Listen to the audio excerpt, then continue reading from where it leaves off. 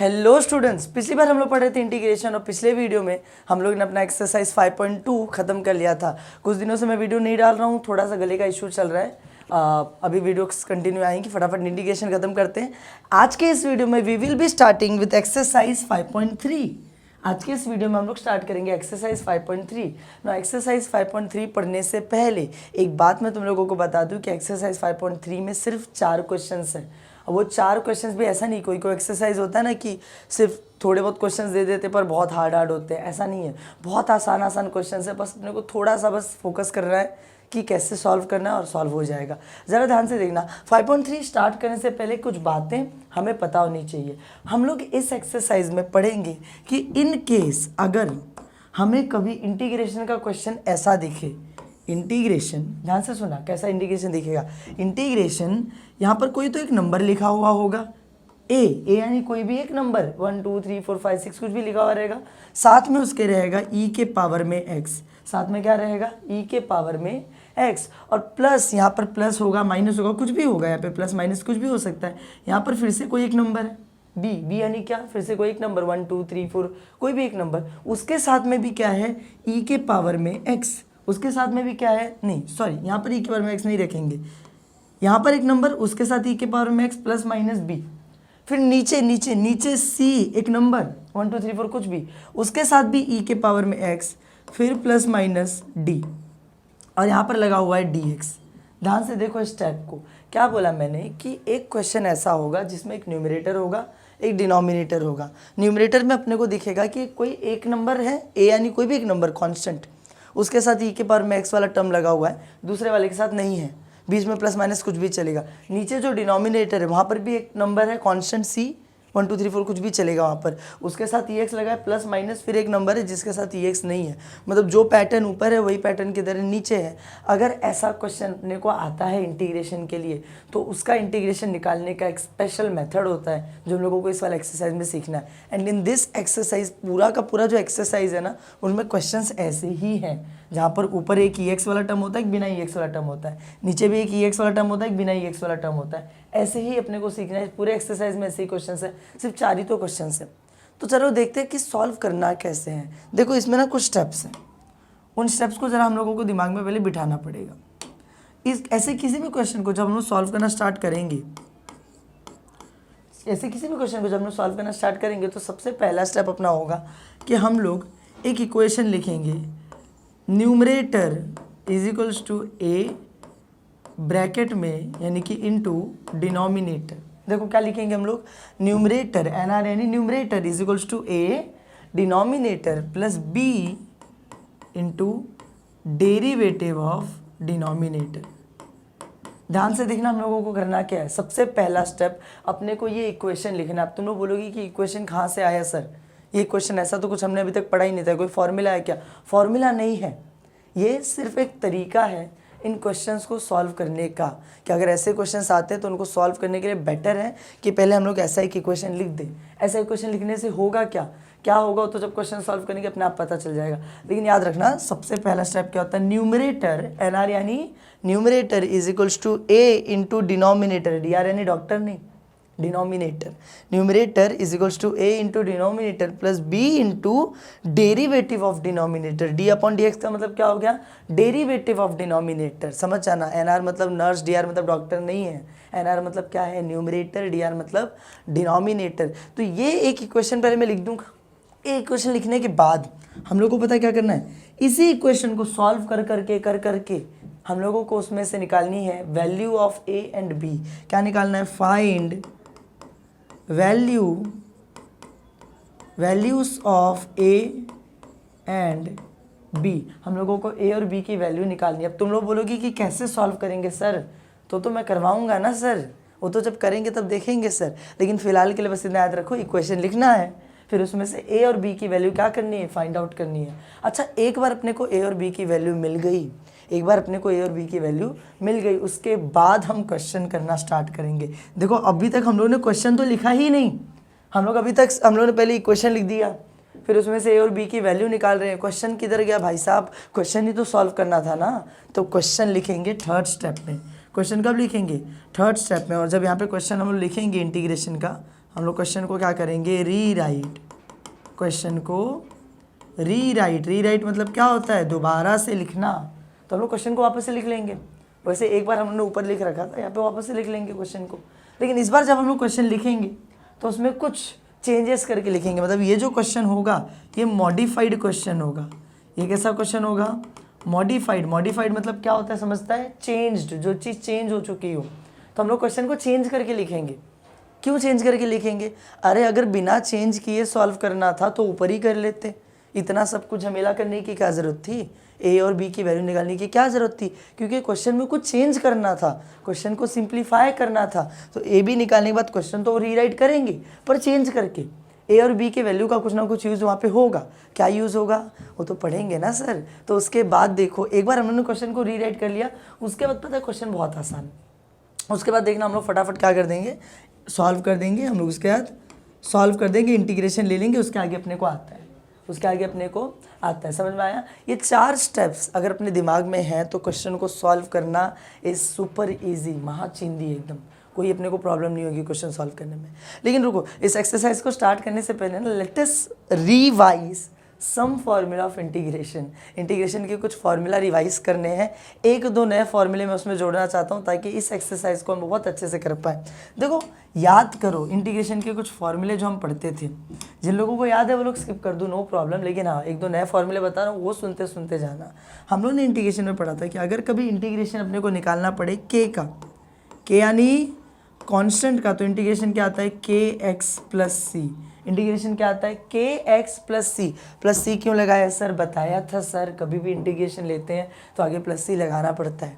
समझ में आया। तो ठीक है, अगर के यानी कांस्टेंट, कभी भी कांस्टेंट आता है तो उसका इंटीग्रेशन के एक्स होता है, यानी 3 का इंटीग्रेशन 3x, 4 का इंटीग्रेशन 4x। इतना हम लोगों ने पढ़ रखा है। अच्छा, हम लोगों ने एक और फॉर्मूला पढ़े थे। एक और फॉर्मूला क्या था, अगर इंटीग्रेशन मिला x के पावर में n का, तो फॉर्मूला क्या होता है, x के पावर में n+1 अपॉन में भी n+1 प्लस सी। याद है, पावर में n+1 कर दो, नीचे भी n+1 कर दो, ऐसा एक फॉर्मूला पढ़े थे हम लोग ने। फॉर्मूला एक पढ़ रखा था, अगर कभी इंटीग्रेशन लेना पड़ेगा ex का, किसका, ex का, तो ex का इंटीग्रेशन ex ही आता है, पर साथ में क्या लगा होता है, प्लस सी। याद है, हम लोगों ने पढ़ा था ex का डेरिवेटिव भी x होता है, तो इंटीग्रेशन भी तो ex ही होगा ना सर। तो चलो ठीक है, हम लोगों ने एक फॉर्मूला पढ़ा था, इंटीग्रेशन 1/x, 1/x का इंटीग्रेशन क्या होता है, log x होता है। log x का डेरिवेटिव 1/x होता है, तो इंटीग्रेशन 1/x का क्या होगा, log x होगा, साथ में क्या लगा होगा, प्लस सी। इतना हम लोगों ने पढ़ रखा है ऑलरेडी। और भी कुछ फॉर्मूले हैं, बेसिक फॉर्मूले, जो हम लोगों ने क्या कर रखे, पढ़ रखे। पर अभी के लिए मैं तुमको एक नया फॉर्मूला बताना चाहता हूँ। नॉट नया फॉर्मूला नहीं है, पुराने फॉर्मूले का ही एक एक्सटेंशन है। जरा ध्यान से सुनना, अगर तुम्हें कभी इंटीग्रेशन लिखा हुआ मिले, यहाँ पे dx लिखा हुआ मिले, और यहाँ पे क्या हो रहा है ना कि नीचे कोई एक फंक्शन है, नीचे कोई एक फंक्शन है। मान लो नीचे लिखा हुआ है 2x² प्लस 2x। नीचे क्या लिखा हुआ है, 2x² प्लस 2x। नीचे ऐसा कोई फंक्शन है, और नीचे यानी डिनोमिनेटर में ऐसा कोई फंक्शन है, और ऊपर न्यूमरेटर में ना ऐसा लिखा है 4x प्लस 2। क्या लिखा हुआ है, 4x प्लस 2। तो अगर तुम लोग ध्यान से देखो ना, नीचे वाला जो फंक्शन है 2x² प्लस 2x, इसका अगर तुम लोग डेरिवेटिव लोगे, ये नीचे वाले का अगर तुम लोग क्या लोगे, डेरिवेटिव, देखो 2x² प्लस 2x का अगर मैं डेरिवेटिव ले लूँ, देखो यहाँ पे डिफरेंशिएट इसको अगर मैं कर दूँ तो क्या होगा, ये 2 कांस्टेंट है, एज इट इज़ रहेगा, क्योंकि 2 जब कांस्टेंट होता है, किसी के साथ होता है तो डेरिवेटिव नहीं लेते ना, तो 2 को एज इट इज़ लिखेंगे। x² का डेरिवेटिव क्या आ जाएगा, 2x, प्लस यहाँ पे 2 कांस्टेंट है पर उसके साथ है तो एज इट इज़ लिखेंगे। x का डेरिवेटिव कितना आ जाएगा, 1, तो यहाँ पे 2 2 ज़ा 4x, ये कितना हो जाएगा, 4x, प्लस यहाँ पे 2 1 ज़ा कितना हो जाएगा, 2, 4x प्लस 2, क्या आ रहा है, 4x प्लस 2, और ऊपर तो वही लिखा हुआ है, ऊपर तो वही लिखा हुआ है। तो अगर कभी भी ऐसा हो कि नीचे जो डिनोमिनेटर में फंक्शन है उसका डेरिवेटिव कहाँ पर मिल रहा है हम लोगों को, ऊपर। कहाँ पे मिल रहा है हम लोगों को, ऊपर। नीचे वाले का डेरिवेटिव अगर ऊपर है तो वहाँ पर इंटीग्रेशन पता है डायरेक्टली क्या आ जाता है, लॉग। क्या आ जाता है, लॉग ब्रैकेट में नीचे वाला टर्म, लॉग ब्रैकेट में नीचे वाला टर्म प्लस सी। समझ में आया क्या बोला मैंने। अगर कभी भी ऐसी कंडीशन तुमको दिखाई दे कि नीचे एक फंक्शन है, ऊपर उस फंक्शन का डेरिवेटिव है, नीचे एक फंक्शन है, ऊपर उस फंक्शन का क्या है, डेरिवेटिव। याद रखना, फंक्शन नीचे है, ऊपर उसका डेरिवेटिव होगा तो हम लोग क्या करेंगे, डायरेक्टली लॉग नीचे वाला जो डिनोमिनेटर इसको ब्रैकेट में लिख दो प्लस सी, आ गया इंटीग्रेशन। इतना ही है, समझ में आया? आई होप तुम्हें समझ में आया होगा। आई होप क्या तुम्हें आया होगा, मुझे पता है तुम्हें आया होगा। अगर इतनी बातें हमें याद हैं, ये 4 स्टेप, ये इंटीग्रेशन के कुछ फॉर्मूले, तो मैं बता रहा हूँ दिस एक्सरसाइज इज नथिंग, कुछ है ही नहीं, ऐसे ऐसे ऐसे उड़ा देंगे, हवा में उड़ा देंगे। चलो ठीक है, let us start with the first question. चलते अपने फर्स्ट क्वेश्चन की तरफ। अच्छा सुनो, एक काम करते हैं, मैं क्या बोल रहा हूँ, 4 क्वेश्चन दिए है ना, फर्स्ट, सेकंड, थर्ड और फोर्थ।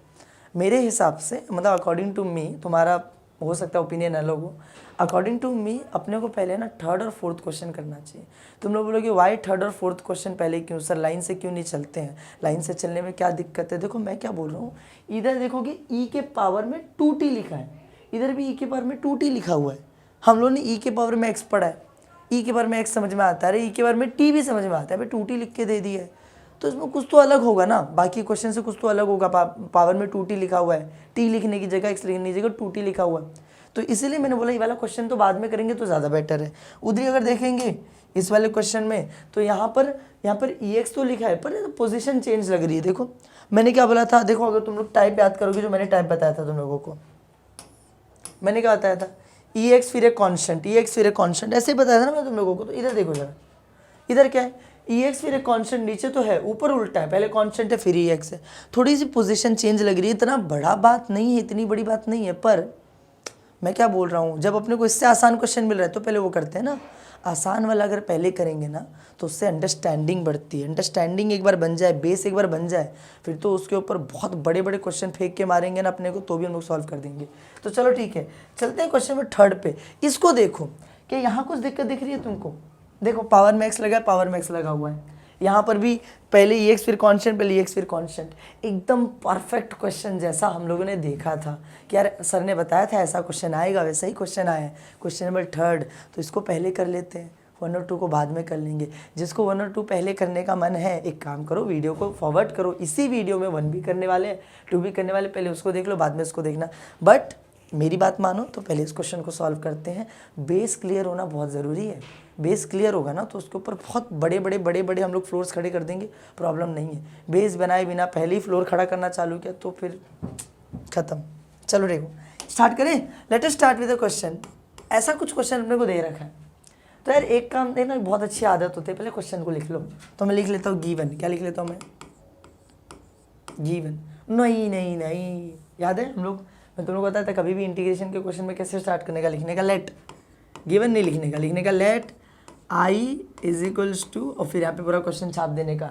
ऐसे ही तो करते थे ना हम लोग स्टार्ट। यहाँ पे क्वेश्चन क्या दिया, 3e के पावर में x प्लस 4 अपॉन 2e के पावर में x माइनस 8 dt, ये अपने को क्वेश्चन दे रखा है। अब मुझे इसका क्या लेना है, इंटीग्रेशन करना है। तो मैंने बोला इंटीग्रेशन डायरेक्टली तो आता नहीं है। याद करो फर्स्ट स्टेप हम लोग लिखते थे, numerator is equals to a into denominator plus b into derivative of denominator. याद है, numerator is equals to a into denominator plus b into derivative of denominator. First step होता था अपना, लिखने बोला था मैंने, तो इसको पहले लिख दिया मैंने। अच्छा तुम लोग बोलोगे इधर कुछ लिखेंगे नहीं क्या सर, कहाँ से आया? नहीं, कोई ज़रूरत नहीं लिखने की, कहाँ से आया वो देखने वाला समझ लेगा, हम लोगों को सॉल्व करने से मतलब है। चलो ठीक है, इसको एक बार मैंने लिख लिया। उसके बाद करना क्या है, इसमें ना जितने भी जगह पर न्यूमरेटर लिखा है और जितने भी जगह पर डिनोमिनेटर लिखा है, न्यूमरेटर की जगह पे न्यूमरेटर की वैल्यू रख दो, डिनोमिनेटर की जगह पे डिनोमिनेटर की वैल्यू रख दो। तो ज़रा देखो यहाँ पे मैं लिखूँगा देयरफॉर, यहाँ पे लिखा है न्यूमरेटर, तो इन दोनों में से न्यूमरेटर कौन सा? मुझे एक बात बता, तुम में से किसको न्यूमरेटर डिनोमिनेटर नहीं पता? देखो अगर बीच में एक अपॉन है ना, तो जो ऊपर बैठा है वो न्यूमरेटर है, जो नीचे बैठा है वो डिनोमिनेटर है। जिसको नहीं पता है वो देख लो, हाँ ऐसा होता है, किसी को नहीं पता होता है, ऊपर न्यूमरेटर है नीचे क्या डिनोमिनेटर, मुझे खुद भी कन्फ्यूजन होती थी एक टाइम पर।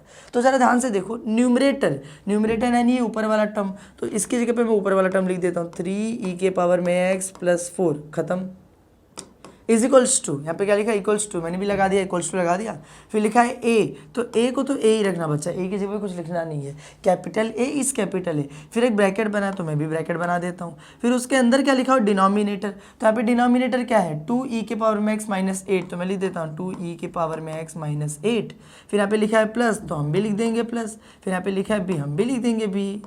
फिर डेरिवेटिव लिखा है, मैं भी लिख दूंगा derivative, D upon d x derivative. फिर एक ब्रैकेट में डिनोमिनेटर, तो एक ब्रैकेट में डिनोमिनेटर मतलब क्या, 2e के पावर में x माइनस 8, खत्म। देखो मैंने किया क्या, मैंने वो जो भी इक्वेशन लिखना था मैंने लिख दिया, जो भी एक्सप्रेशन लिखना था लिख दिया, उसमें जहाँ जहाँ पे न्यूमरेटर था न्यूमरेटर की वैल्यू डाल दी, जहाँ डिनोमिनेटर था वहाँ पे डिनोमिनेटर की वैल्यू डाल दी। आगे सॉल्व करना स्टार्ट करते हैं। इसको कुछ कर ही नहीं सकते तो एज इट इज छोड़ दो। क्या ही करोगे इसको, ना किसके साथ मल्टीप्लाई हो रहा है, ना प्लस हो रहा है, ना डेरिवेटिव हो रहा है, कर क्या सकते इसको, उसको एज इट इज छोड़ दो। यहाँ पर ज़रा ध्यान से देखते हैं मैं क्या बोल रहा हूँ। ये इसको तो मैं एक वक्त के लिए छोड़ दूँ ऐसे ही, ए यहाँ पे ब्रैकेट में लिखा 2e के पावर में x माइनस 8 प्लस, यहाँ पे जब मैं आऊँगा तो b तक तो ठीक है, तो मैं लिख देता हूँ b। यहाँ पर देखो क्या हो रहा है, यहाँ पर हो रहा है डेरिवेटिव, यहाँ पर क्या हो रहा है डेरिवेटिव। देखो पूरे इक्वेशन में ना कहीं कुछ भी प्रॉब्लम नहीं थी तो सबको एज इट इज लिख दिया, यहाँ पर लेकिन डेरिवेटिव हो रहा है, तो अब डेरिवेटिव हो रहा है तो कर लेते हैं ना, डेरिवेटिव करने अपने को आता तो है। इतना मेहनत करके एक पूरा चैप्टर पढ़ा हमने डेरिवेटिव, यही दिन देखने के लिए तो पढ़ा था हम लोगों ने। तो चलो ठीक है स्टार्ट करते हैं। एक ब्रैकेट में बनाऊंगा, अब क्योंकि मैं डेरिवेटिव का फॉर्मूला लगा रहा हूँ तो मैं डी अपॉन डी एक्स वापस से नहीं लिखूंगा, फॉर्मूला तो लगा दिया ना मैंने। क्या फॉर्मूला होगा, पहले यहाँ पे लिखा है 2, अब 2 एक कांस्टेंट है और कांस्टेंट एक्स के साथ में है, और जब कांस्टेंट किसी के साथ हो तो उसका डेरिवेटिव लेते नहीं, एज इट इज लिखते हैं।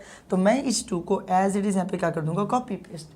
फिर डेरिवेटिव लेंगे किसका सर, एक्स का लेंगे ना, और एक्स का डेरिवेटिव क्या होता है, एक्स ही होता है। अगर तुमने डिफरेंशिएशन पढ़ा होगा तो याद होगा एक्स का डेरिवेटिव इज एक्स ओनली। तो 2 तो कांस्टेंट था, एज इट इज आ गया, एक्स का डेरिवेटिव एक्स। फिर यहाँ पे माइनस 8 लिखा हुआ है तो माइनस तो ठीक है, 8 इज अ कांस्टेंट, और कांस्टेंट का डेरिवेटिव क्या होता है 0, क्योंकि वो कांस्टेंट अकेला है तो उसका डेरिवेटिव क्या आ जाएगा 0 आ जाएगा, बस खत्म, डेरिवेटिव हो गया। अच्छा अब डेरिवेटिव करने के बाद क्या कर सकते हैं, वापस से ये लाइन लिखते हैं। यहाँ पे तो कुछ नहीं कर सकते तो मैं एज इट इज लिख देता हूँ उसको, 3 के पावर में x प्लस 4। यहाँ पर मैं क्या बोल रहा हूँ, एक काम करते हैं ना, अब ये ए और ये ब्रैकेट इसके बीच में कोई साइन नहीं, मतलब मल्टीप्लाई हो रहा है तो मल्टीप्लाई कर देते हैं। तो होगा क्या, ये जो ए है पहले एक बार जाएगा इससे मल्टीप्लाई होगा, फिर एक बार जाएगा इससे मल्टीप्लाई होगा, क्योंकि भाई खड़ा तो दोनों के बाहर है वो, हाँ वो दोनों ब्रैकेट में उन दोनों के बाहर खड़ा है, तो ऐसा तो नहीं कर सकता इसके साथ जाए उसके साथ नहीं जाए, दोनों के साथ उसको मल्टीप्लिकेशन करना पड़ेगा।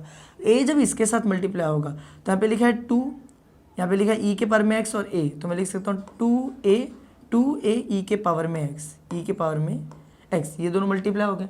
फिर यही ए जाके मल्टीप्लाई होगा 8 से, बीच में माइनस है तो मैं लिख दूंगा माइनस, ए जाएगा मल्टीप्लाई होगा 8 से तो 8a, क्या जाएगा आंसर 8a, ईजी एकदम। फिर यहाँ पे लिखा है प्लस तो हम भी लिख देंगे प्लस, क्या जा रहा है अपना, चलो ठीक है। फिर ये जो b है, b एक बार जाएगा इससे मल्टीप्लाई होगा, भाई 0 से मतलब नहीं है तो 0 को छोड़ देते हैं, 20 को सिर्फ इससे मल्टीप्लाई करेंगे तो ये 2b ई के पावर में x, ये क्या हो जाएगा 2b ई के पावर में x। इतना समझ में आया, आसान था एकदम। अच्छा इसके बाद क्या करेंगे सर, उसके बाद देखो मैंने क्या बोला, न्यूमरेटर को हाथ नहीं लगा पीछे, न्यूमरेटर को हाथ नहीं लगाना, न्यूमरेटर जैसा वैसे रहने दो, 3e के पावर में x प्लस 4। यहाँ पर पता है क्या करेंगे, इस साइड में जो राइट हैंड साइड है, लेफ्ट हैंड साइड को एज इट इज छोड़ दो, राइट हैंड साइड में पता है क्या करेंगे, मैं क्या बोल रहा हूँ, देखो EX जो है ना, EX अपने को इधर भी दिख रहा है, EX अपने को इधर भी दिख रहा है। जब भी तुम इसको सॉल्व करोगे तो तुम लोग को ऐसा होगा कि यार EX 2-3 जगह पर दिखाई दे रहे हैं, तो करेंगे क्या, जहाँ जहाँ EX है उन सब में से EX को कॉमन ले लेंगे, उन सब में से EX को क्या ले लेंगे, कॉमन ले लेंगे। तो मेरे को दिखा कि यार इधर भी EX है, इधर भी EX है, तो मैं क्या करता हूँ, EX को ले लेता हूँ कॉमन, EX को क्या ले लेता हूँ कॉमन। अब तुम लोग बोलोगे अरे सर यहाँ पे 2 और 2 भी तो कॉमन है दोनों में, 2 को भी कॉमन ले लो, नहीं मैंने क्या बोला, EX को कॉमन लेंगे, जितना कॉमन लेना है उतना ही लेंगे, उससे ज़्यादा अगर कॉमन आ भी रहे तो लेने की ज़रूरत नहीं है। तो यहाँ पे दोनों में मुझे EX कॉमन देखा, मैंने ले लिया, तो अंदर क्या बचेगा, यहाँ पर क्या EX तो चला गया, यहाँ पे बचा क्या 2a, फिर यहाँ पे प्लस लिखा था मैं भी लिख देता हूँ प्लस, इधर क्या बच रहा है 2b, तो मैं भी लिख देता हूँ 2b, खत्म। EX को कॉमन लिया, अंदर बचा 2a प्लस 2b, और ये तो अकेला बच गया तो इसको साइड में लिख दो -8a, खत्म हो गया। इतना समझ में आया तुम लोगों को। अच्छा मैंने क्या बोला था, ये इक्वेशन एक बार हो जाए तो उसमें से a और b की वैल्यू निकालनी होती है ना, तो वैल्यू कैसे निकालते हैं पता है, बाय कंपेयरिंग। वैल्यू कैसे निकालते हैं, बाय कंपेयरिंग। अभी कंपेयरिंग किस चिड़िया का नाम है, देखो मैं बताता हूँ किस चिड़िया को कंपेयरिंग बोलते हैं। हम लोग यहाँ पे लिखेंगे बाय कंपेयरिंग। कंपेयर मतलब समझते हो क्या होता है, कंपेयर मतलब तुलना करना, मतलब चेक करना कोई चीज़ बराबर है कि बराबर नहीं है, कौन ज़्यादा है कौन कम है। लेकिन यहाँ पर कंपेयरिंग का मतलब पता है क्या है, कि यार मुझे दिख रहा है इस साइड में, देखो लेफ्ट हैंड साइड में, ये अपना लेफ्ट हैंड साइड है, ये अपना राइट हैंड साइड है, पता नहीं ये LHS होता है और ये क्या होता है RHS होता है, ठीक है, बताने की जरूरत नहीं होगी मेरे ख्याल से मुझे। तो ज़रा ध्यान से देखो, इस साइड में यहाँ पर है ये e के पावर में x, क्या है e के पावर में x, EX है, और इसके साथ में एक नंबर है दूसरा, कौन सा, 3 है। मुझे दिख रहा है यहाँ पर भी है e के पावर में x राइट हैंड साइड में, पर इसके साथ नंबर क्या है, 2a + 2b।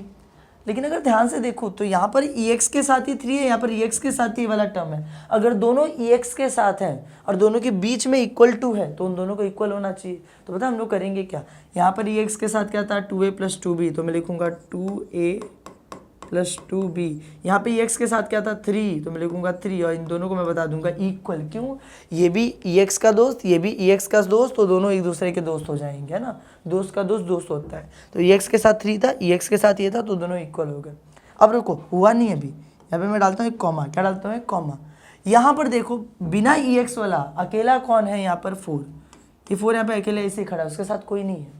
यहाँ पर देखो -8a, ये भी तो अकेला खड़ा है, इसके साथ भी कोई नहीं है, ये भी अकेला, ये भी अकेला, ना EX का साथ इसको मिला, ना EX का साथ इसको मिला, ये लोग एक दूसरे का साथ दे देंगे। तो मुझे मिलेगा -8a, और ये 4, ये दोनों क्या हो जाएंगे, इक्वल, ये दोनों क्या हो जाएंगे, इक्वल। समझ में आया कुछ? हम लोग क्या करते हैं, कंपेयर करते हैं, EX वाला EX वाले के साथ इक्वल कर देते, बिना EX वाला बिना EX वाले के साथ इक्वल कर देते। अब जरा ध्यान से देखो, A और B की वैल्यू चाहिए, इसमें से तो अभी कुछ मिलने से रहा, यहाँ पर देखो यहाँ से A की वैल्यू मिल सकती है। मैं क्या करूँगा, अगर ये -8 जो यहाँ पे मल्टीप्लायर है उसको उधर भेज दूँ तो A -8 वहाँ पे जाके क्या हो जाएगा, डिवाइड हो जाएगा, डिवाइड बाय -8। इन दोनों को कैंसिल आउट करूँगा तो 4 × 1 = 4, 4 × 2 = 8, तो मुझे मिलेगा A = -1/2। क्या मिल जाएगा मुझे, A = -1/2। समझ में आया? और अगर वही चीज़ मैं इधर देखूँ, वही चीज़ मैं इधर देखूँ तो क्या हो जाएगा अपना, यहाँ पे देखो अब A की वैल्यू मिल गई -1/2, उसको इधर पुट कर देते हैं तो ये हो जाएगा 2।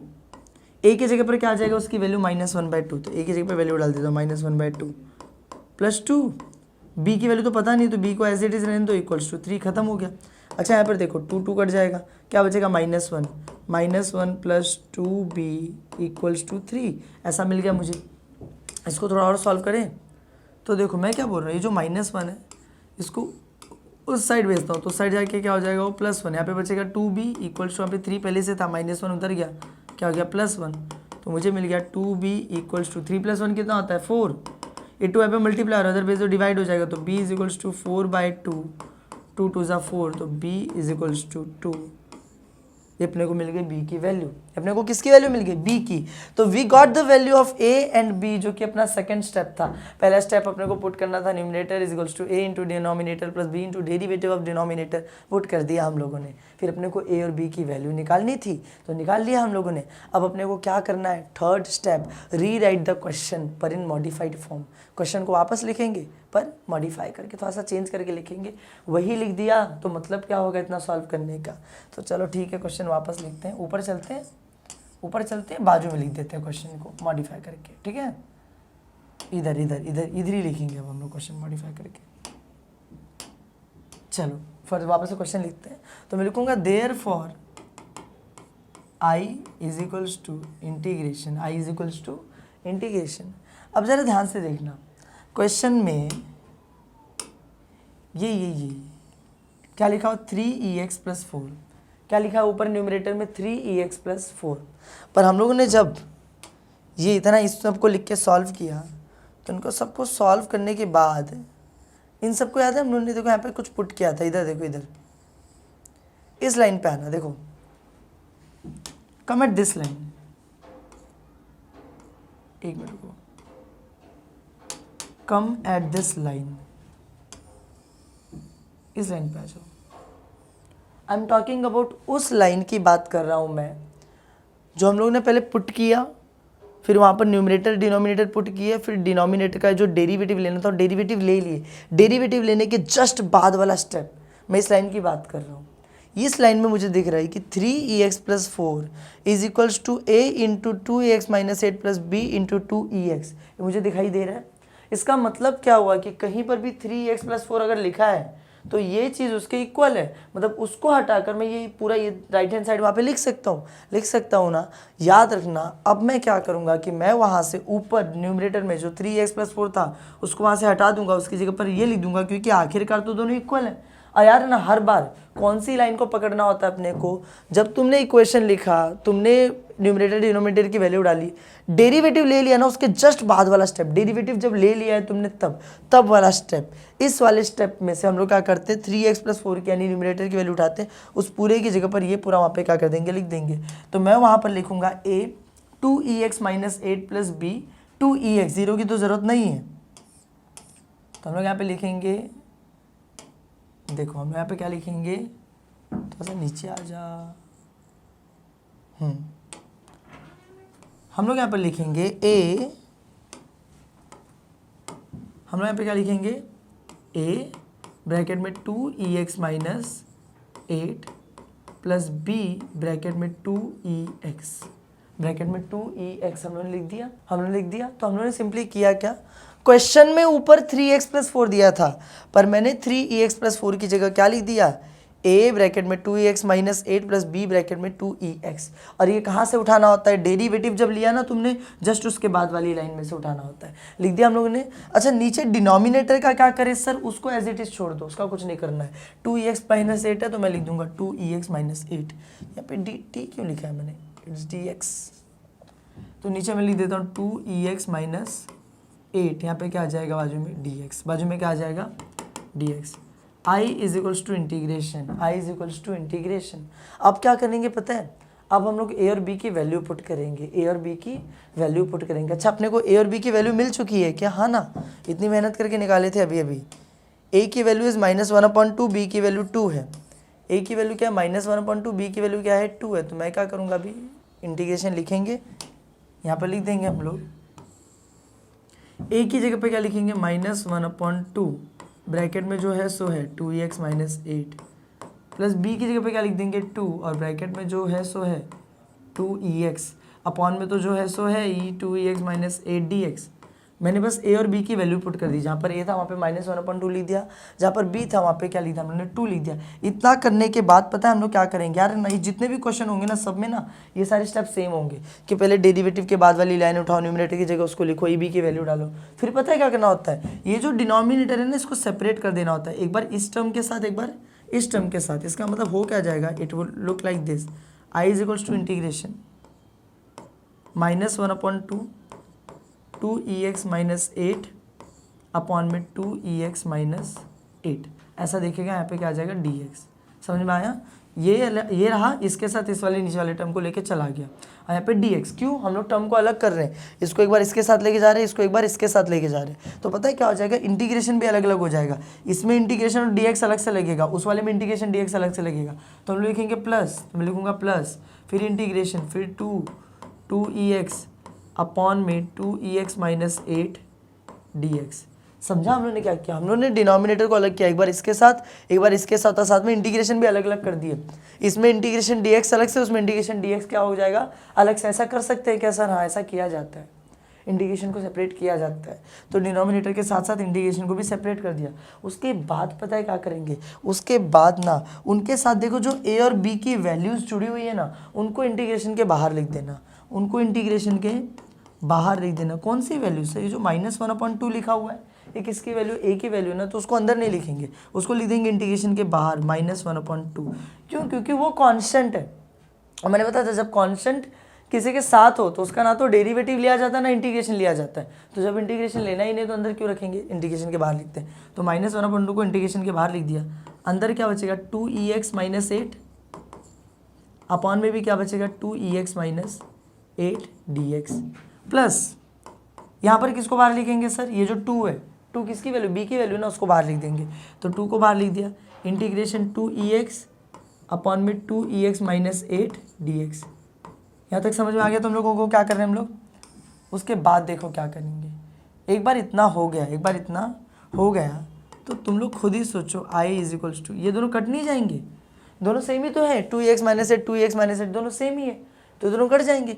एक बार ये दोनों कटते हैं, देखो यहाँ पे क्या लिखा -1/2 ये दोनों कट गए, तो वहाँ पे अब देखो क्योंकि वो दोनों कट गए तो वहाँ पे बचा क्या 1, जब दो न्यूमरेटर सेम होते कट जाते तो बचता है 1, तो वहाँ पे बचा 1 और dx। अच्छा 1 का इंटीग्रेशन क्या आएगा, 1 तो कांस्टेंट, 1 का इंटीग्रेशन आएगा 1x का मतलब क्या होता है, सिंपली x होता है, 1x नहीं लिखा जाता है x, 1 का इंटीग्रेशन क्या होता है x होता है, 1 का इंटीग्रेशन क्या होता है, x होता है।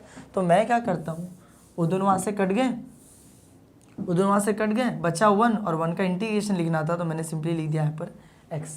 क्या लिख दिया, x। इंटीग्रेशन का फॉर्मूला लगा दिया, प्लस यहाँ पे लिखा हुआ है 2 तो मैं भी लिखता हूँ 2। यहाँ पे ज़रा ध्यान से देखो, नीचे वाला जो टर्म है उसका अगर मैं डेरिवेटिव निकालूँ, देखो इस वाले का डेरिवेटिव निकालेंगे तो 2 कॉन्स्टेंट एज इट इज़ रहेगा, ex का डेरिवेटिव ex आ जाएगा तो 2ex और 8 का 0 हो जाएगा। डेरिवेटिव क्या आएगा, 2ex ही आएगा और ऊपर 2ex ही है। मैंने लेक्चर के स्टार्टिंग में बताया था अगर नीचे वाले टर्म का डेरिवेटिव ऊपर है, नीचे वाले फंक्शन का डेरिवेटिव ऊपर है तो उसका इंटीग्रेशन बहुत क्लियर होता है, लॉग ब्रैकेट में नीचे वाला, लॉग ब्रैकेट में नीचे वाला। तो नीचे का डेरिवेटिव ऊपर था तो लॉग ब्रैकेट में नीचे वाला, इसका इंटीग्रेशन आ गया। और क्योंकि मैंने इंटीग्रेशन के फॉर्मूले लगाए हैं इसलिए बाजू में क्या लिख देंगे, प्लस सी। बाजू में क्या लिख देंगे, प्लस सी। अब ऐसा मत बोलना कि सर दो दो फॉर्मूला लगाए, इधर भी लगा इधर भी लगा, तो दो दो सी लिखो। सी एक ही आता है, इंटीग्रेशन का फॉर्मूला तुम 50 लगा दो, सी वहाँ पर एक ही आता है। और इसी के साथ दिस वाज आवर आंसर, ये अपना क्या था, आंसर था। चलते अपने अगले क्वेश्चन की तरफ, डेट इज क्वेश्चन नंबर 4। किस पे चलेंगे हम लोग, क्वेश्चन नंबर 4 की तरफ। ना क्वेश्चन नंबर 4 में हम लोगों को क्या करना है, जरा ध्यान से देखो, सेम वही चीज़ करनी है। देखो वैसा ही क्वेश्चन दे रखा है, ऊपर ex कांस्टेंट, वैसे ही सॉल्व करेंगे जैसे आज तक करते आए हैं, अभी तक करते आए हैं। देखो अब फटाफट करेंगे, क्या लिखेंगे, let i is equals to, पहले पूरा क्वेश्चन को इंटीग्रेशन मान लिया, 2ex प्लस 5 अपॉन में क्या दे रखा है, 2ex प्लस 1 dx। चल ठीक है। अच्छा क्वेश्चंस में ही प्रॉब्लम है, वही मैं सोचूं कि मैंने dt क्यों लिख रखा था। यहाँ पर भी क्वेश्चन में लोगों ने dt लिख के दिया था क्या। देखो एक चीज़ ध्यान रखना, क्वेश्चन के अंदर x है ना, तो यहाँ पर भी dx आएगा, यहाँ पर भी क्या आ जाएगा, dx आएगा। वो dt गलती से दिया था, समझ में आया। और यहाँ पर भी याद रखना कि क्वेश्चन के अंदर टर्म्स क्या है, x है, तो यहाँ पर भी ये dt नहीं आएगा, ये क्या आ जाएगा, dx आएगा। तो यहाँ पर dx से लिखना, dt मत लिख देना। dt कब, जब क्वेश्चन के अंदर t हो, क्वेश्चन के अंदर x है तो यहाँ पे भी क्या आएगा, dx। अच्छा पहला स्टेप क्या होता था, हम लोग लिखते थे ना क्या, numerator is equals to a bracket में denominator plus b derivative of denominator, इतना करते थे हम लोग। तो न्यूमरेटर क्या है अपना, न्यूमरेटर ये है 2ex प्लस 5, लिख देता हूँ 2ex plus 5 is equals to, एक तो a ही लिखेंगे, डिनोमिनेटर मतलब ये 2ex प्लस 1 तो मैं भी लिख देता हूँ 2ex प्लस 1, प्लस यहाँ पे लिखा है b तो मैं लिखता हूँ b, यहाँ पे लिखा है डेरिवेटिव तो मैं भी लिख देता हूँ डेरिवेटिव, फिर लिखा है डिनोमिनेटर तो डिनोमिनेटर तो यही है 2ex प्लस 1। वैल्यू पुट कर दिया सबकी। वैल्यू पुट करने के बाद क्या करेंगे, देखो वैल्यू पुट करने के बाद करेंगे कुछ यूँ, 2ex plus 5 is equals to a as it is रहेगा, 2ex plus 1 as it is रहेगा। सब कुछ मैंने बोला एज इट इज़ लिख दो, क्यों, क्योंकि कुछ करना ही नहीं है ना इनके अंदर, डेरिवेटिव इधर लेना है। यहाँ पे डेरिवेटिव लो, किसका डेरिवेटिव लेना है, देखो ये इतने पार्ट का डेरिवेटिव लेना है तो उतने पार्ट का डेरिवेटिव लेते हैं, तो लिखेंगे प्लस b, इसका डेरिवेटिव क्या आएगा, देखो 2ex में 2 तो कांस्टेंट है, और कांस्टेंट जब किसी के साथ हो तो उसका डेरिवेटिव लेते नहीं है, तो 2 को एज इट इज़ लिख देंगे। ex का डेरिवेटिव ex ही होता है तो ex के पे ex ही लिख देंगे। प्लस 1 है, 1 तो कांस्टेंट और अकेले कांस्टेंट का डेरिवेटिव 0 होता है, 0 को लिख के कुछ मतलब नहीं है, तो यहीं पे मैं ब्रैकेट क्लोज कर दे रहा हूँ, ठीक है, समझ में आया। अच्छा उसके बाद क्या करेंगे, उसके बाद हम लोग a और b को क्या करेंगे, अंदर मल्टीप्लाई कर देंगे, तो 2ex प्लस 5, यहाँ पर a जो होगा एक बार किससे मल्टीप्लाई होगा, इससे, एक बार किससे मल्टीप्लाई होगा, इससे। जब a यहाँ पे मल्टीप्लाई होगा तो 2ex और a, 2aex क्या आ जाएगा, 2aex। फिर जब a यहाँ पर मल्टीप्लाई होगा तो a वन ज़ा a, तो यहाँ पे क्या आ जाएगा, a वन ज़ा a, यहाँ पे लिखा है प्लस तो मैं भी लिख देता हूँ प्लस। फिर b तो सिर्फ इसमें मल्टीप्लाई होगा तो 2b और ex, 2b ex, समझ में आया। अच्छा नेक्स्ट स्टेप क्या होता था, मैंने बोला ये न्यूमरेटर वाला पार्ट चेंज नहीं करना, LHS एज इट इज़ रहने देना। यहाँ पर क्या करते थे, ex कॉमन ले लेते थे, क्या करते थे, ex कॉमन ले लेते थे। मुझे दिख रहा है यहाँ पर ex इसके अंदर भी है, इसके अंदर भी है, तो हम दोनों में से क्या करेंगे, ex और ex को कॉमन ले लेंगे। तो इन दोनों में से मैंने ex को कॉमन ले लिया, यहाँ से ex चला गया तो बचा क्या, 2a प्लस यहाँ पे क्या बचा 2b, तो ex को कॉमन ले लिया, अंदर बचा 2a प्लस 2b, और साथ में ये तो a तो छूट गया ना, तो इस a को साइड में ले देता हूँ, प्लस a, खत्म हो गया, समझ में आया इतना। अच्छा इतना करने के बाद मैंने क्या बोला था, कंपेयरिंग करेंगे, है ना, कंपेयरिंग करेंगे, तो मैं लिखता हूँ कंपेयरिंग, मैं लिखता पे कंपेयरिंग तो कंपेयरिंग के बाद मुझे पता चलेगा कि यार यहाँ पर EX के साथ क्या है 2 है। जरा यहाँ पे देखो ब्लैक मार्कर ले लेते हैं। यहाँ पे EX के साथ कौन है 2 है, यहाँ पर EX के साथ है पूरा ब्रैकेट है, तो वहाँ वाला EX यहाँ वाला EX दोनों इक्वल हो जाएगा। तो यहाँ पे यार साथ में 2 है तो 2, वहाँ पर क्या है 2A + 2B, तो 2A + 2B। समझ में आया? फिर बीच में कॉमा है। इतना फटाफट क्यों कर रहे हैं हम लोग? क्योंकि हम लोगों ने बहुत अच्छे से देख लिया आप सब कैसे करना है। अब सिर्फ परफॉर्म करना है, तो परफॉर्म तो फटाफट ही करेंगे ना। यहाँ पर अकेले कौन बैठा है 5, वहाँ पर अकेले कौन बैठा है A, ये दोनों भी इक्वल हो जाएंगे, खत्म। वाओ वेरी गुड, अपने को यहाँ से A की वैल्यू मिल गई डायरेक्टली। अब इस A की वैल्यू को इधर पुट कर देते हैं, तो देयरफॉर 2 A की जगह पे A = 5 मिल चुका, तो A की जगह पे लिख दूंगा 5 + 2B = 2। 2 5 से कितना होता है 10 होता है, तो 10 + 2B = 2। अच्छा 10 को उधर भेज दूंगा तो क्या हो जाएगा, यहाँ पे प्लस और यहाँ पे जाके माइनस हो जाएगा, तो 2B = 2 तो पहले से था, ये +10 उधर क्या हो गया -10, क्या हो गया -10, तो 2B = 2 - 10। देखो 2 में से 10 तो जाने वाला है नहीं, 10 में से 2 को माइनस कर दो 8 आएगा, बड़ा नंबर माइनस में था तो आंसर भी माइनस में आएगा, मतलब आया 2B = -8। अब मुझे B की वैल्यू चाहिए, तो 2 यहाँ पे मल्टीप्लाई उसको उधर भेजता हूँ, डिवाइड हो जाएगा, तो B = क्या हो जाएगा -8 / 2। काटूंगा तो कितना आ जाएगा 4, तो मुझे मिला B = -4। क्या मिला मुझे? B = -4। ये अपने को मिल गई B की वैल्यू। यहाँ पे अपने को मिल गई थी इसकी वैल्यू A की वैल्यू। A की वैल्यू मिल गई 5, B की वैल्यू मिल गई -4। अपना first step clear, second step clear, third step क्या, rewrite the question but in modified form. Question को वापस से लिखेंगे बट चेंज करके, तो लिखते हैं ना फटाफट, काहे का टेंशन ले रहे हैं हम लोग, फटाफट लिख देते हैं, इतना कोई टेंशन की मैं बात है नहीं। देखो फटाफट हम लोग कर लेंगे, तो हम लिखेंगे देयरफॉर I = इंटीग्रेशन। मैंने देखो तुम लोगों को क्या बोला था, मैंने तुम लोगों को बोला था कि जो न्यूमरेटर होगा, न्यूमरेटर 2EX + 5, अब इसकी जगह पर ये नहीं लिखेंगे, इसकी जगह पर लिखेंगे डेरिवेटिव का नेक्स्ट स्टेप। तो यहाँ पर डेरिवेटिव लिखा था, इसका नेक्स्ट स्टेप ये है, मतलब मैं वहाँ पर लिखूंगा ये, हम लोग वहाँ पे क्या लिखेंगे, ये टर्म लिखेंगे वहाँ पे। ये टर्म मतलब क्या, इसको एज इट इज़ लिखेंगे, मतलब नहीं 2EX जो + 5 था इसकी जगह पर इसको एज इट इज़ लिख देंगे, A ब्रैकेट में 2x + 1 + B ब्रैकेट में 2EX। और यही लाइन क्यों मैंने बोला था डेरिवेटिव का नेक्स्ट स्टेप लिखना होता है, तो मैं यहाँ पर लिखूंगा A ब्रैकेट में 2EX + 1 + B ब्रैकेट में 2EX। तो चलो वहाँ पर आ जाओ, फटाफट लिखते हैं।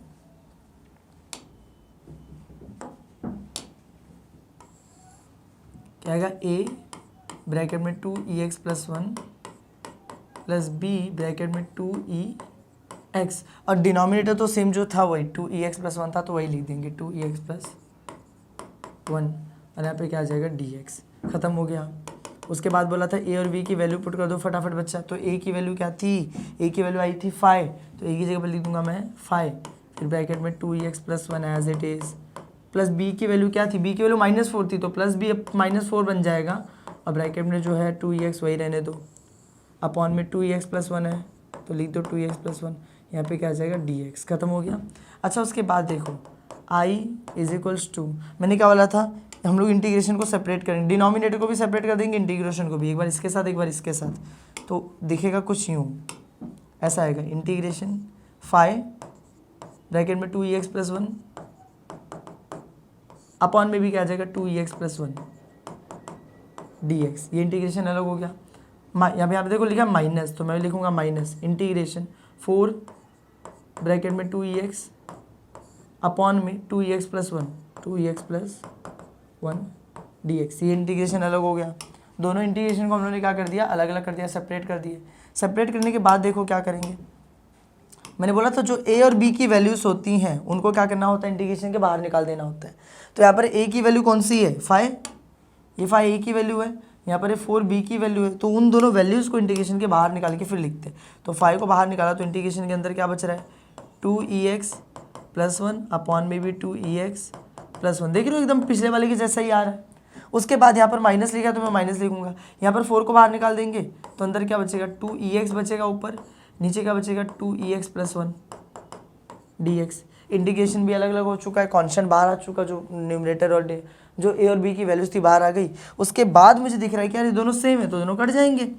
अच्छा कटने के बाद I = 5, ये तो कटने बाद बचा 1 का इंटीग्रेशन क्या आता है x, तो बस इसको काट दिया, इसकी जगह पर लिख दिया 1 का integration that is x minus यहाँ पे क्या लिखा 4, तो मैंने लिखा 4।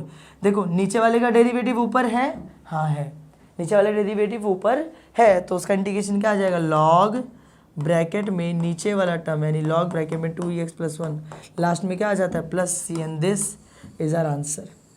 ये अपना क्या है, आंसर है। समझ में आया, आसान था एकदम, बस एक बार अपने को समझने की देरी थी, बाकी सब तो बहुत चिंदी चिंदी ही है। अब चलते क्वेश्चन नंबर 3 के क्वेश्चन नंबर 2 के ऊपर चलते हैं। अब किस पे चलते, क्वेश्चन नंबर 2 पे। नाउ वी आर एबल, अब हम लोग इतने लायक हो चुके कि क्वेश्चन नंबर 2 को सॉल्व कर सके। तो चलो क्वेश्चन नंबर 2 को सॉल्व करने की कोशिश करते हैं। और यार ना सेम मेथड, कुछ बदलने वाला नहीं है। तो क्या करेंगे हम लोग यहाँ पे लिखेंगे लेट, पहले आई मान लेंगे, तो आई इज इंटीग्रेशन पूरा ले लिया 20 - 12 e के पावर में x अपॉन में क्या है 3ex - 4 और यहाँ पे क्या आ जाएगा dx, खत्म हो गया। अच्छा, इसमें हम लोगों को करना क्या रहता है, पहले numerator is equals to a into denominator plus b into derivative of denominator, ऐसा पुट करना है अपने को। चलो ठीक है, पुट करते हैं।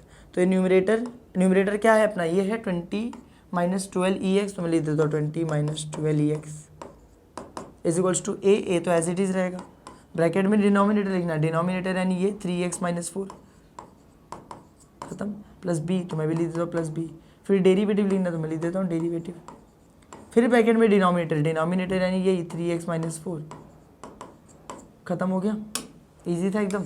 उसके बाद अपने को क्या करना है, उसके बाद मैंने बोला सब कुछ एज इट इज़ आएगा, बस यहाँ पे डेरिवेटिव ले लेंगे। कहाँ पर, ये जो इतना पार्ट है यहाँ पर डेरिवेटिव ले लेंगे, बाकी सब कुछ क्या आएगा एज इट इज़ आ जाएगा। तो मैं लिख देता हूँ 20 - 12 e के पावर में x इज इक्वल्स टू, ये a एज इट इज़ रहेगा, ये 3x - 4 एज इट इज़ रहेगा, प्लस b भी एज इट इज़ रहेगा। यहाँ पे डेरिवेटिव आएगा, देखो क्या डेरिवेटिव आएगा 3 तो कॉन्स्टेंट है और वो x के साथ है। कॉन्स्टेंट जब किसी के साथ हो तो उसका डेरिवेटिव नहीं लेते, तो 3 को लिख देंगे एज इट इज़। 3 को कैसे लिख देंगे, एज इट इज़।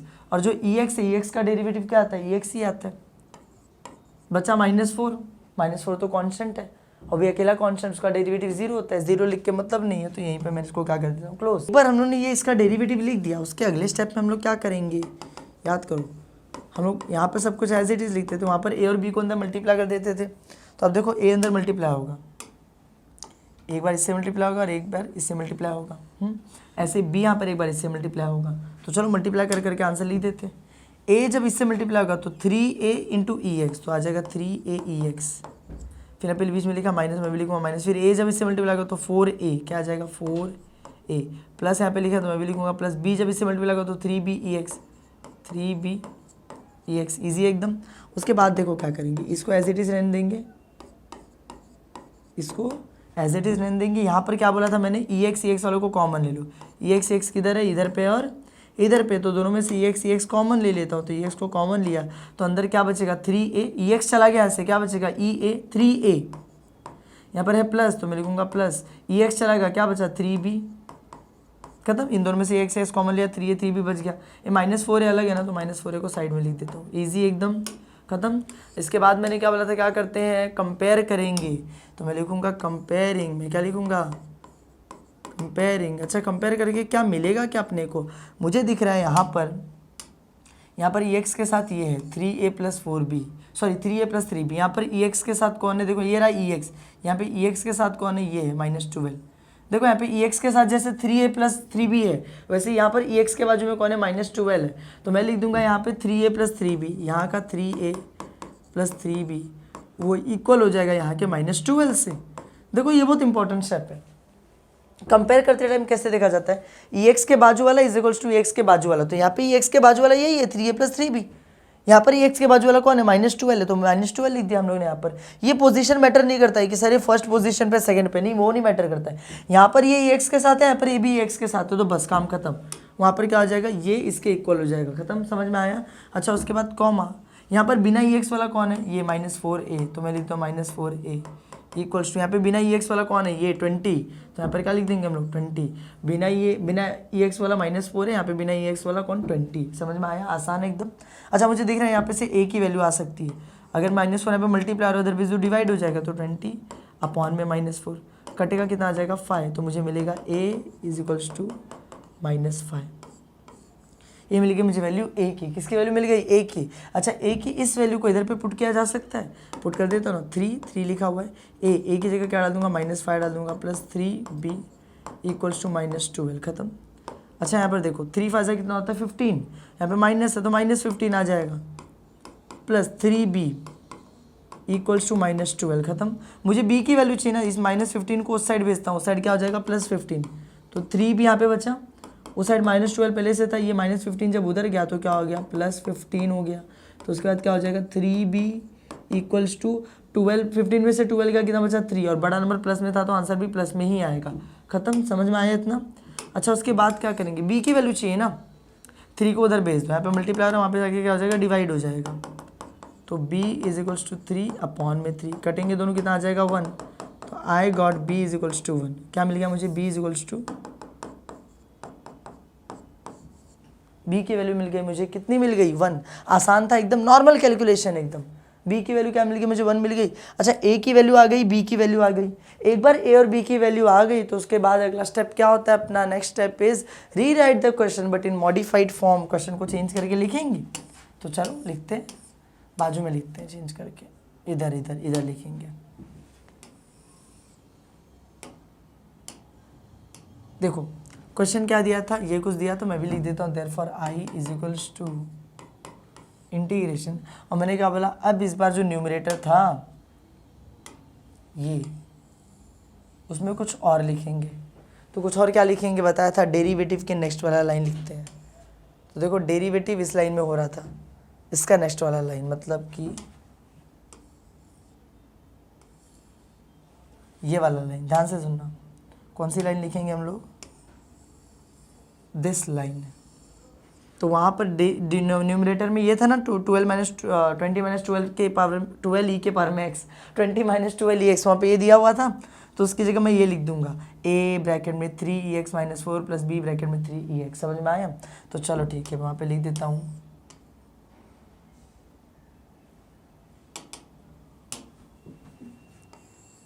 क्या लिखेंगे? a ब्रैकेट में 3ex - 4 प्लस b ब्रैकेट में 3ex, खत्म।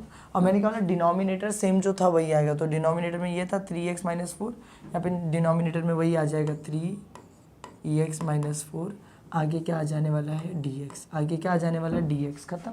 उसके बाद मैंने कहा a और b की वैल्यू डालते हैं, तो चलो a और b की वैल्यू पुट करते हैं। इंटीग्रेशन a की वैल्यू और b की वैल्यू अभी भी मिली थी अपने को, a की वैल्यू -5 आई थी, b की वैल्यू कितनी आई थी? 1 आई थी। तो अपन हम लोग चलो पुट करते, a की वैल्यू क्या आ जाएगी? -5, a की वैल्यू क्या आ जाएगी? -5 ब्रैकेट में 3ex - 4 as it is, plus b की वैल्यू कितनी है? 1 ब्रैकेट में 3ex। समझ में आया? और अपॉन में तो जो है सो है 3ex - 4 dx। इसके बाद मैंने क्या बोला था? इंटीग्रेशन को सेपरेट करेंगे, डिनोमिनेटर को भी सेपरेट करेंगे, एक बार यहाँ पे एक बार यहाँ पर, ऐसे ही करते थे ना। तो चलो फटाफट सेपरेट कर देते। कैसे सेपरेट करेंगे? लिखेंगे i is equals to integration, एक बार ये पूरा -5 3x - 4, पूरा डिनोमिनेटर इसके साथ 3x - 4, और यहाँ पे क्या आ जाएगा? dx। फिर यहाँ पे प्लस लिखा, प्लस वापस इंटीग्रेशन 1 3x अपॉन में क्या आ जाएगा? 3x - 4, तो मैं भी लिख देता हूँ 3x - 4, यहाँ पर क्या आ जाएगा? dx। ईजी एकदम, समझे? एक बार डिनोमिनेटर को इसके साथ, एक बार इसके साथ, इंटीग्रेशन भी अलग अलग लिख दिया। उसके बाद क्या बोला था? जो a और b की वैल्यूज होती है ना, जैसे यहाँ पे a की वैल्यू कौन है? -5, पे b की वैल्यू क्या है? 1, इनको इंटीग्रेशन के बाहर निकाल देना होता है, इनको इंटीग्रेशन के बाहर निकाल देना होता है। तो मैं बाहर निकाल देता हूँ, therefore i is equals to, ये -5 को बाहर निकाल के लिखूँगा तो अंदर बचेगा 3ex - 4 अपॉन में भी क्या है? 3ex - 4 dx। यहाँ पर क्या है? प्लस, तो मैं लिखता हूँ प्लस, यहाँ पर जो 1 है 1 इंटीग्रेशन के बाहर आएगा। अरे 1 बाहर लिखने का मतलब ही नहीं, 1 को छोड़ दो, लिखते ही नहीं, 1 को लिखने की ज़रूरत ही नहीं, सीधे लिख देते इंटीग्रेशन के अंदर 3ex अपॉन में 3ex - 4 dx। यहाँ पे समझ में आया? उसके बाद मैंने क्या बोला था? ज़रा ध्यान से देखो, ये दोनों सेम दिख रहे हैं तो दोनों कट जाएंगे, और कटने के बाद आएगा कितना? आंसर 1। तो i इज इक्वल्स टू -5, कटने के बाद आंसर 1 आया। 1 का इंटीग्रेशन क्या होता है? x होता है, तो 1 का इंटीग्रेशन लिख दूंगा x प्लस, यहाँ पर देखो नीचे का डेरिवेटिव ऊपर है क्या? हाँ है। देखो 3 कॉन्स्टेंट, इसका नीचे वाले का डेरिवेटिव लो ना, 3 constant as it is, ex का डेरिवेटिव ex, 4 का 0, मतलब 3ex, 0 का तो मतलब नहीं है, वही है, नीचे का डेरिवेटिव ऊपर है, तो क्या आ जाएगा? log ब्रैकेट में नीचे वाला term plus c and this is our answer. कुछ भी अलग था क्या इस क्वेश्चन में? कुछ भी अलग नहीं था, बस क्वेश्चन में अपने को कंफ्यूज करने के लिए इन दोनों की पोजीशन चेंज कर दी थी, उससे कोई फ़र्क पड़ता नहीं है। क्वेश्चन सॉल्व वैसे ही करना है और आंसर भी वैसे ही निकालना है। समझ में आया? आसान है एकदम। चलते अपने नेक्स्ट क्वेश्चन की तरफ, that is our question number 1। अब we are able to go with the question number 1। अब हम लोग इस लायक हुए कि क्वेश्चन नंबर 1 हम लोग क्या कर सकते हैं, सॉल्व कर सकते हैं। चलो ठीक है, लेट अस स्टार्ट। कैसे स्टार्ट करेंगे? स्टार्ट तो वैसे ही करेंगे, लिखेंगे लेट, देखो स्टार्ट तो वैसे ही करेंगे, लिखेंगे let I is equals to, पूरा क्वेश्चन यहाँ पे कंसीडर कर लेंगे। क्या क्वेश्चन दे रखा है? 3 के पावर में 2t। देखो यही एक चीज़ अलग है, पावर में 2t लिखा है, +5 यहाँ पे नीचे क्या लिखा है? 4 के पावर में 2t, फिर अंदर क्या लिखा, फिर वहाँ पे क्या लिखा? -5। ऊपर क्या लिखा? 3 के पावर में 2t +5, नीचे 4 के पावर में 2t -5, बाजू में क्या लिख रखा है? dt। खत्म। ऐसा मुझे क्वेश्चन दिया हुआ है, तो उसके बाद करेंगे क्या? वही सेम स्टेप्स। क्या पावर में 2t है तो कुछ अलग थोड़ी कर देंगे, करेंगे तो वही। तो चलो ठीक है, स्टार्ट करते हैं। क्या स्टेप्स था? Numerator is equals to a into denominator, numerator is equals to a into denominator, फिर आगे क्या आता है? Plus b into derivative of denominator. यही होता है ना, numerator is equals to a into denominator plus b into derivative of denominator. फिर न्यूमरेटर की वैल्यू डालेंगे। न्यूमरेटर की वैल्यू क्या है? 3 के बारे में 2t + 5 लिख दिया, 3 के बारे में 2t + 5, ये न्यूमरेटर आ गया। फिर यहाँ पर a था तो मैं लिखूंगा a। फिर डिनोमिनेटर, डिनोमिनेटर क्या है? ये 4 के पावर में 2t - 5। फिर यहाँ पे लिखा है प्लस तो मैं भी लिखूंगा प्लस, फिर यहाँ पे लिखा है b, मैं भी लिखूंगा b। फिर लिखा है डेरिवेटिव। अच्छा, डेरिवेटिव में d/dx नहीं लिखेंगे बच्चा, d/dt। क्यों? क्योंकि क्वेश्चन में सब टी दिया है तो यहाँ पे भी dt आएगा। तो डेरिवेटिव यानी d/dt और डिनोमिनेटर यानी 4 के पावर में 2t - 5। खत्म, एकदम मस्त, मज़ा आ गया। देखो अगले लाइन में क्या लिखेंगे? मैंने बोला पूरा क्वेश्चन सेम कॉपी पेस्ट कर देने का। तो 3 के बारे में 2t + 5, कॉपी पेस्ट, ये भी कॉपी पेस्ट, प्लस b तक कॉपी पेस्ट करने का। इसके आगे क्या लेना है? डेरिवेटिव लेना है। इसके आगे देखो ये इतने टर्म का अपने को क्या लेना है? डेरिवेटिव। तो डेरिवेटिव कैसे लेंगे सर? बहुत अच्छे से लेंगे सर। देखो यहाँ पे बहुत अच्छे से अपने को आता है करने के लिए डेरिवेटिव। क्या है यहाँ पर? यहाँ पे लिखा है 4 तो कांस्टेंट है, और कांस्टेंट जब किसी के साथ हो तो मैंने बताया था उसका डेरिवेटिव नहीं लेते, उसको एज इट इज़ लिखते हैं। तो 4 को तो मैं लिख दूंगा एज इट इज़ 4। क्या लिख दूंगा? As it is 4। उसके बाद लिखा है e के पावर में 2t। क्या लिखा है? e के पावर में 2t। अब इसका डेरिवेटिव ज़रा खतरनाक देखो, e के पावर में 2t का डेरिवेटिव लेना है। हम लोगों ने डिफरेंशिएशन चैप्टर में देखा था, कभी भी अगर ऐसा कोई क्वेश्चन आता है जिसमें मेन फंक्शन की जगह कुछ और दिया हो, जैसे वहाँ पे x की जगह पे t भी देता तो चल जाता, 2t दे दी है, कुछ और दे रखा है, तो ऐसे केस में हम लोग क्या करते थे? ये है फंक्शन के अंदर फंक्शन, ये क्या है? फंक्शन के अंदर फंक्शन, कंपोजिट फंक्शन है, बाहर भी एक फंक्शन है अंदर भी एक फंक्शन है। ऐसे केस में हम लोग चेन रूल लगाते थे, और चेन रूल क्या बोलता है? बाहर वाले का डेरिवेटिव इंटू अंदर वाले का डेरिवेटिव, बाहर वाले टर्म का डेरिवेटिव इंटू अंदर वाले टर्म का डेरिवेटिव। यानी पहले यहाँ पर डेरिवेटिव किसका होगा? ई का। तो ई का डेरिवेटिव क्या आता है? सेम ई एक्स का ई एक्स ही आ जाता है। तो ई के बारे में 2t का क्या आ जाएगा? ई के बारे में 2t इंटू अंदर वाले का डेरिवेटिव, अंदर वाला टर्म कौन है? 2t है। 2t का डेरिवेटिव क्या आ जाएगा? 2 का 2 ही रहेगा, t का 1 हो जाएगा, है ना। तो मिला जुला के मुझे मिलेगा 2 × 1 = 2, e के बारे में 2t, 2e के पावर में 2t, ये डेरिवेटिव होगा। देखो e के पावर में 2t का डेरिवेटिव क्या आएगा? 2e के पावर में 2t, क्योंकि बाहर वाले का भी डेरिवेटिव लिया, अंदर वाले का भी डेरिवेटिव लिया। समझ में आया? तो यहाँ पे मैं लिख देता हूँ ब्रैकेट, इसका डेरिवेटिव ले देता हूँ ब्रैकेट में 2e के पावर में 2t, और -5 तो कांस्टेंट, उसका डेरिवेटिव 0 रहेगा, तो लिखने की ज़रूरत नहीं है। अब नेक्स्ट लाइन में क्या करूँगा? सब कुछ एज इट इज़ लिख देता हूँ, सब कुछ एज इट इज़ लिख देता हूँ। बस यहाँ पर क्या कर दूँगा? 4 × 2 = 8 लिख दूंगा। तो 4 × 2 = 8 e के पावर में 2t, 8 e के पावर में 2t। ख़त्म। उसके बाद क्या करते थे? a और b को अंदर मल्टीप्लाई कर देते थे। तो चलो मल्टीप्लाई कर देंगे। देखो ये एक चीज़ यहाँ पर अलग हो गई बस, कि यहाँ पर डेरिवेटिव लेते टाइम चेन रूल लग दिया, बाकी में नहीं लगता था। ख़त्म। तो देखो a यहाँ पे मल्टीप्लाई होगा इसके साथ, यहाँ पे मल्टीप्लाई होगा इसके साथ, b यहाँ पे मल्टीप्लाई होगा इसके साथ। तो a जब इसके साथ मल्टीप्लाई होगा तो क्या आ जाएगा? 4a के पावर में 2t, 4a के पावर में 2t, फिर यहाँ पे -5a हो जाएगा। ईजी एकदम। प्लस ये b जब इससे मल्टीप्लाई होगा तो 8b e के पावर में 2t, 8b e के पावर में 2t। ईजी एकदम।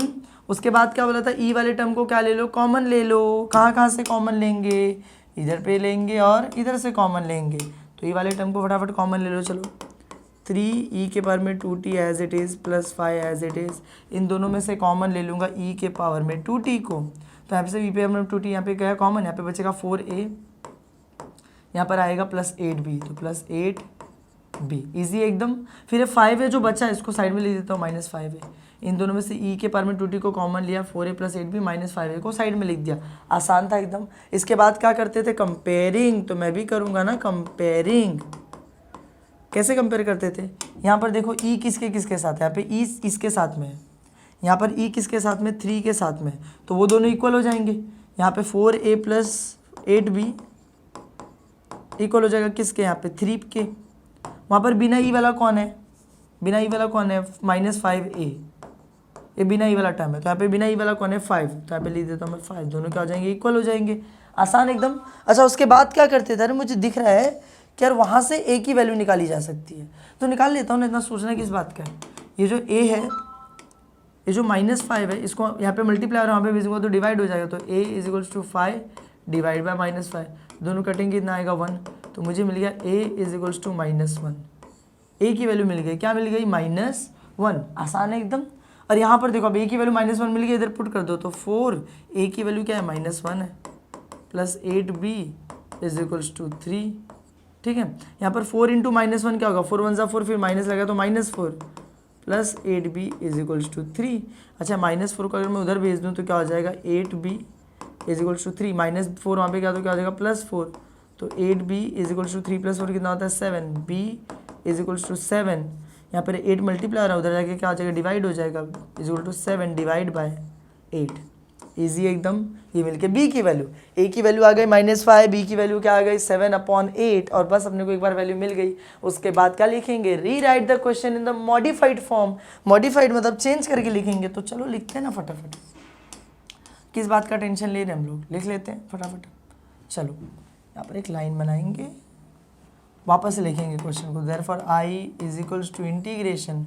और मैंने क्या बोला, इस बार न्यूमरेटर में न्यूमरेटर को नहीं लिखेंगे, इस बार न्यूमरेटर में न्यूमरेटर को नहीं लिखेंगे। हर बार वही तो बोलता हूँ मैं, ये तो लिखेंगे नहीं। इसकी जगह क्या लिख देंगे, इसकी जगह लिख देंगे डेरिवेटिव का नेक्स्ट स्टेप। तो डेरिवेटिव किधर लिए थे भाई साहब, डेरिवेटिव यहाँ पे लिए थे, है ना, यहाँ पर डेरिवेटिव लिए थे। इसका नेक्स्ट स्टेप, इसका नेक्स्ट स्टेप ये है ना। तो इस वाले स्टेप को हम लोग वहाँ पे क्या करेंगे, लिख देंगे। ये वाली लाइन को हम लोग वहाँ पे क्या करेंगे, अच्छे से एकदम लिख देंगे। इन नीचे वालों को हटा देते हैं, गंदा दिख रहा है ना। चलो देखो, ये वाली लाइन को हम लोग वहाँ पे क्या कर देंगे, लिख देंगे। तो क्या लिखने क्या वाले हम लोग लिखने वाले हैं a, इस पूरे को हटा के इसकी जगह a ब्रैकेट में 4e के पावर में 2t -5 प्लस b 4 2 8 ना, 8e2t। देखो 4e2t -5, चलो मैं लिख ही लेता हूँ, मेरे को याद नहीं रहेगा। क्या लिखेंगे, 4 ब्रैकेट में, 1 मिनट रुको, 4 ब्रैकेट में e के पावर में 2t -5।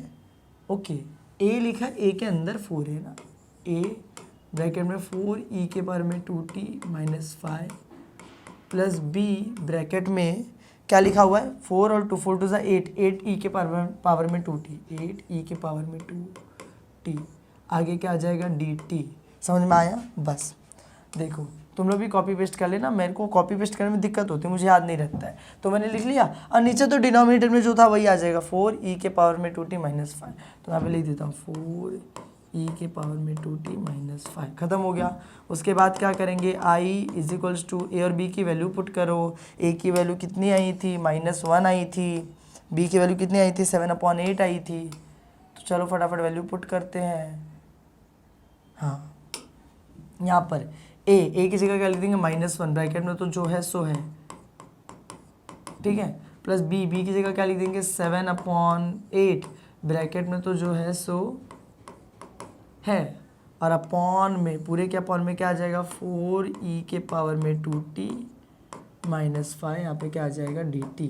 ख़त्म। उसके बाद मैंने क्या बोला था, हम लोग डिनोमिनेटर को सेपरेट करते हैं, एक बार इसके साथ एक बार इसके साथ, है ना, इंटीग्रेशन भी साथ में सेपरेट हो जाता है।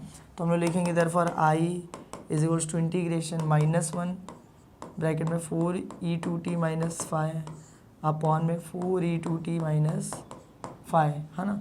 यहाँ पे आ जाएगा dt प्लस यहाँ पे इंटीग्रेशन वापस आएगा 7/8 ब्रैकेट में 8e के पावर में 2t अपॉन में 4e2t माइनस 5, यहाँ पे क्या आ जाएगा dt, खत्म। उसके बाद मैंने क्या बोला था कि यार क्या करना होता है अपने को, जो ये वाला टर्म है, कांस्टेंट वाला टर्म है, a और b की वैल्यू जहाँ पे पुट किए थे, a की वैल्यू -1, b की वैल्यू 7/8, उसको इंटीग्रेशन के बाहर निकाल देना होता है। तो उसको इंटीग्रेशन के बाहर निकाल के लिख देते हैं।